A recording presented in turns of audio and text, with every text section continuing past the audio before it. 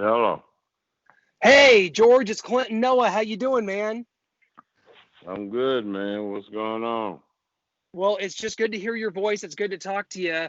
Welcome to the Elite Sports Podcast. It's been way too long, man. What a game it was last night. What was kind of just your general thoughts as you look back? We're just 24 hours removed. What do you think about last night's action in Las Vegas, man? You look at that game. The team that had the ball last was going to win it because it was an offensive game. Both teams were able to move the ball when they had to, and Kansas City had it last. We scored too early. Absolutely. George, I think it's safe to say that the rivalry is back after two competitive games, splitting the season series, and the Raiders, so to say, victory lap around Arrowhead. I kind of want to talk about that because Clint and I, we have our suspicions. Were you the one driving that bus on the victory lap, George? Was it you? Exactly. Right. I was the bus driver, the smart aleck bus driver. Well, what do you have to say about the rivalry being back? It's good for football. I mean, when you look at it, think about it. When you have two teams and now the Raiders have shown that they have improved enough to be competitive with Kansas City. And when you have two teams in the same division, it's fighting for the same prize.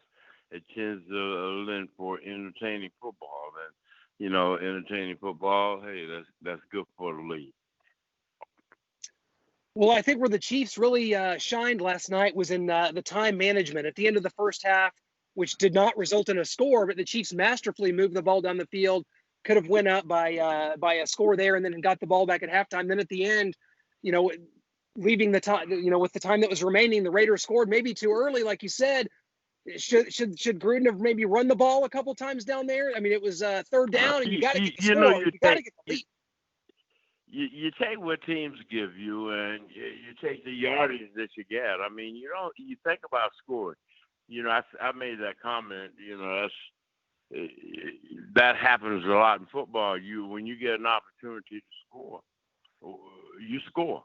And what time remains means that your defense has to come on, and they have to perform.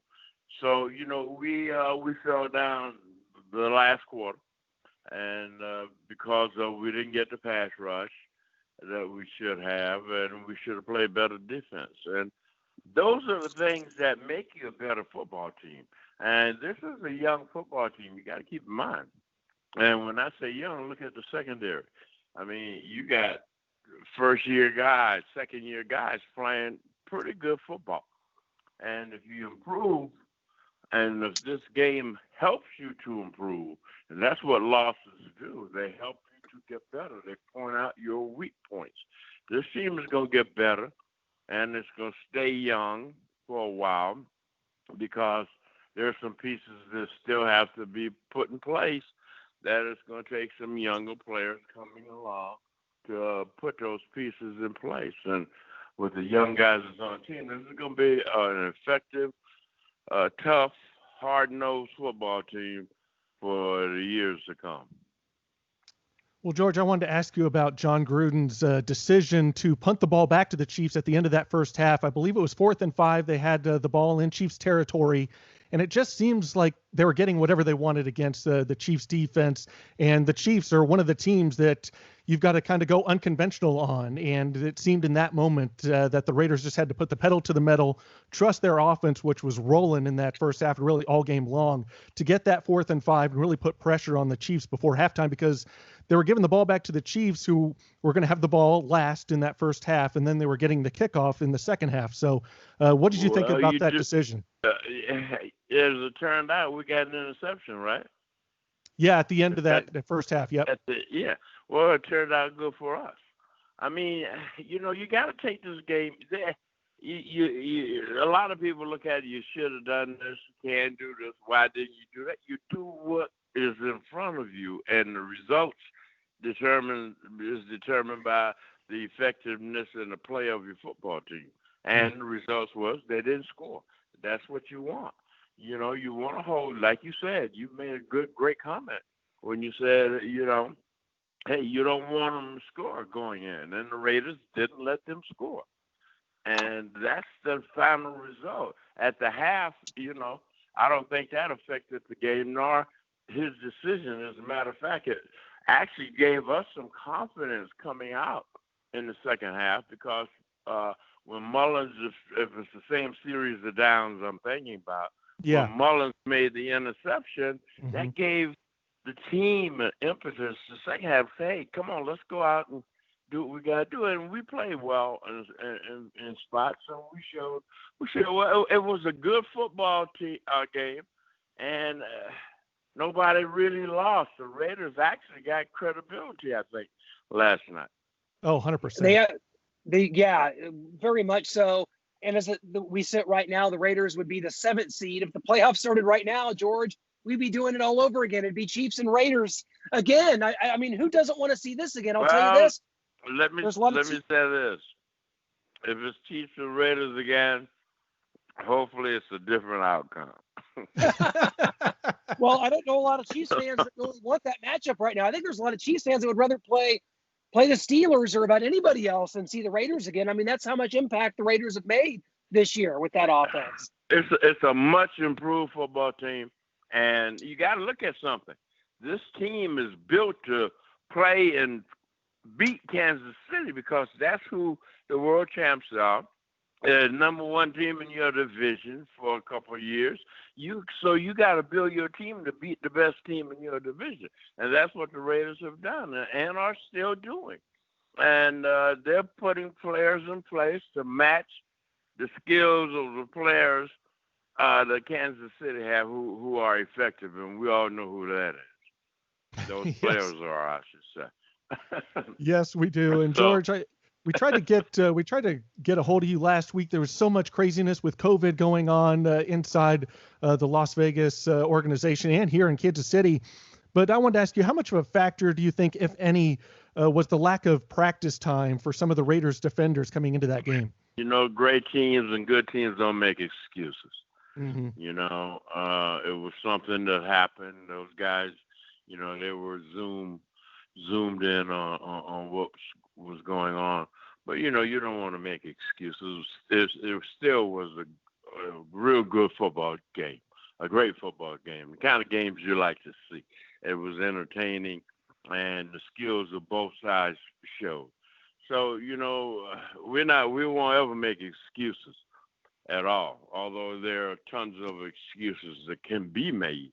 It's not good to build with a young team to start making excuses for things. You lose, you put your finger on why you lost, and you improve upon that, and you get better.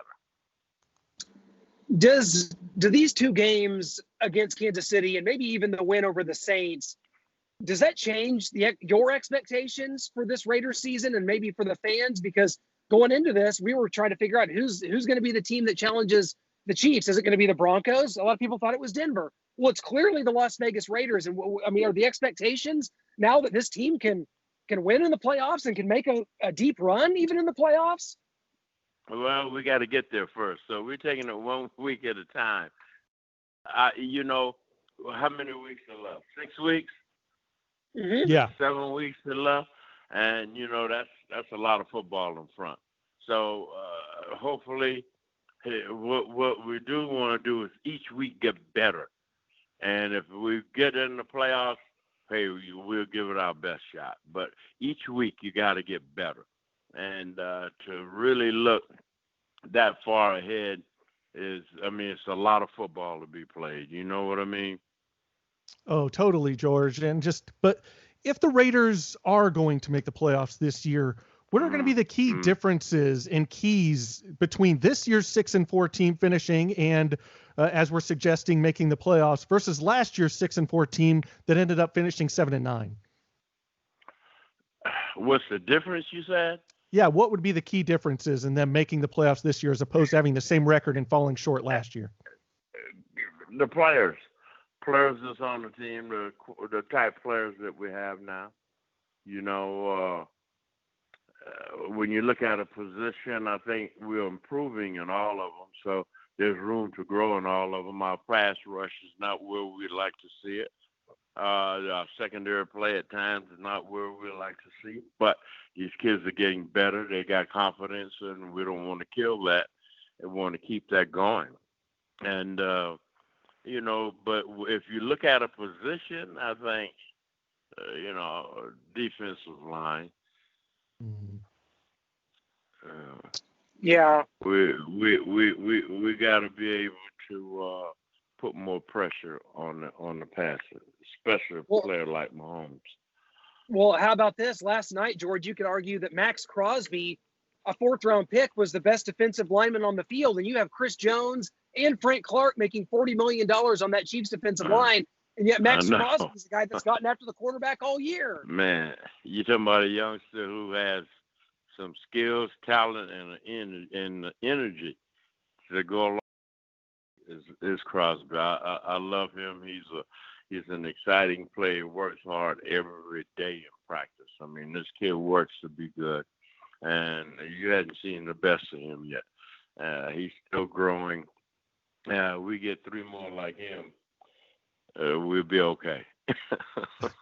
Well, George is a former just great safety, Mr. Raider. George Atkinson back there, number 43 for the Raiders. Talk about Jonathan Abram and just what he brings. There was a ticky-tack, late hit, personal foul call on Tyreek Hill out of bounds. But talk about what he brings from the safety position and just how much joy he brings to you as a hard hitter back in those 70 days and the 70s teams that you were on. Yeah, he brings energy, man. He brings leadership. And he's a hard hitter, like you said. This kid, he loves to hit. It's in him. He knows no other way, and he plays with the bad intentions. And teach him that forearm shiver. Nah, those days are gone. Yeah. Well, George, you can't do that. You can't do that anymore. No, it is a different time and place. But George, I mean, you've seen this Chiefs team now so many times. You've seen them for your whole life. I mean, you know this franchise as well as anyone. The Chiefs are the defending Super Bowl champions, and they're 9-1. Right now, the defense isn't playing that well for the Chiefs, and the pass rush really hasn't been there. When the Chiefs reeled off all those wins last year, it was because Frank Clark and Chris Jones, they started getting after the quarterback. The Chiefs are 9-1. They're probably going to win this division. They're probably going to be the 1 or 2 seed. What do you think the chances of this Chiefs team repeating as Super Bowl champions? Well, you're right. Right now it looks good. I mean, they only lost 1 game, and that was to us.